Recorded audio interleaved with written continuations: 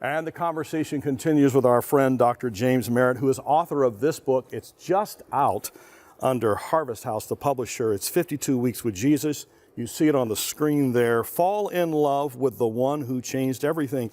And when you were a 9-year-old boy, Jesus Christ changed your life forever.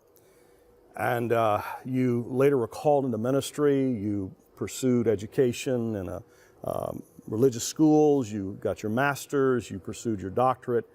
You became known in the leader of your denomination as a soul winner, someone who loved evangelism, loved lost people. So your love for Jesus, really, it took since you were a kid. And today, you speak to thousands of people here on the weekend, millions of people across the world, and you tell them about Jesus. Now, one of the things I find interesting, many things, this is a wonderful book, by the way, but I just wrote down in my own handwriting here, you assign 8 roles of the characteristics of Jesus Christ.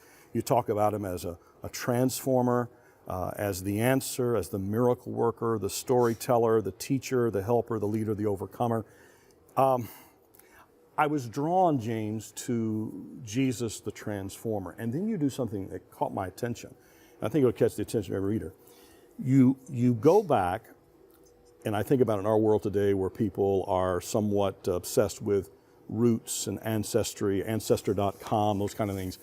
And you go back and start talking about some of the ancestors of Jesus, and you go into this genealogy line that we find in the Gospels of where Jesus came from the human side of things.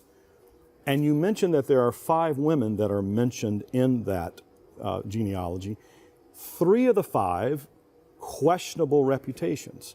Unpack that. Talk to us about these women whom were a part of the genealogy of Jesus, and yet Jesus comes to this world who transforms lives like those that were in great need in his own family past. Well, you know, you raised a very interesting point. You know, genealogy is a big thing today. You see it advertised on TV all the time, and I've got a man in my church, actually, John, that's very interested. He traced my genealogy back. I found out that I go all the way back. I had an ancestor that was the first cousin of John Quincy Adams, who was one of the presidents of the United States. One of the early presidents of the country, yeah. And you know, this is the way we are. I love to tell people that I'm related to John Quincy Adams. However, if Charles Manson was an ancestor of mine, I probably would never let anyone know that. You know, we don't mind letting people know the white sheep. We don't like people knowing the black sheep. Yeah.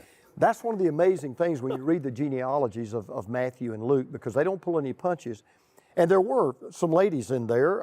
One, for example, was a prostitute. You know, as you know, her name was Rahab. And Bathsheba became an adulteress, one of the most famous adulteresses in the Bible.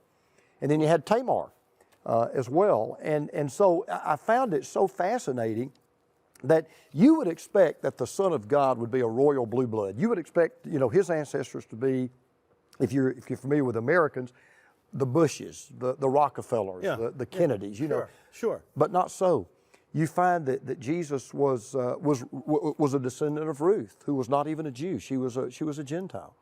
And then you look and you realize that just like all of us, Jesus identified not with just the up and up, but the down and out. And that is essential to the narrative of who Jesus is. Absolutely is, because he came to identify with those people. It is not a coincidence that Jesus would cross the street to talk to people that you and I, in our flesh, want to cross the street not to talk to.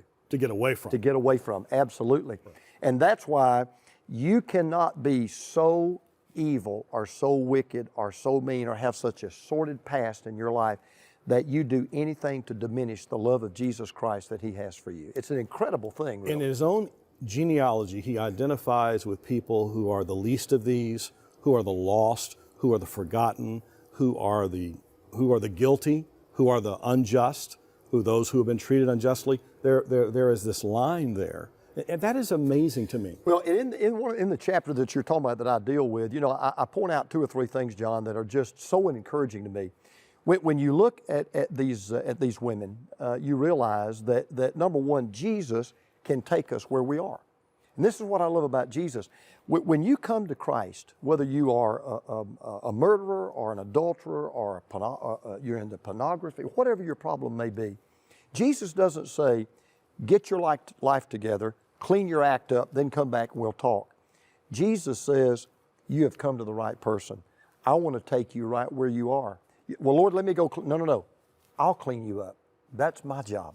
You just let me take you right where you are and let me show what I'm going to do with you. Then what God does is this, what Jesus does is this. He then takes us where we are, then He changes what we are. That's why it was purposeful that I started out as Jesus the Transformer, because that's what Jesus does above everything else. You cannot truly, and I would challenge anybody this, no matter what religious faith you may be if you're not a believer, you cannot have an encounter with the risen Christ and your life not be radically transformed and not be radically changed. That's why my favorite saying about Jesus, it's in the front of the book, is there's nobody like Jesus. Never has been, never will be. You take Barack Obama. Nobody could say, well, there's nobody like Barack Obama. He's the President of the United States. You can say, well, no, there have been other presidents of the United States. Sure. Well, there's nobody like the Pope. Well, yeah, there is, because there have been other popes. But there's nobody like Jesus. In all the billions and billions of people who've lived and may live, there never has been anybody like Jesus. There never will be anybody like Jesus. Nobody, because He is the only human being that can transform your life. I've never met anyone that said to me, Muhammad has transformed my life.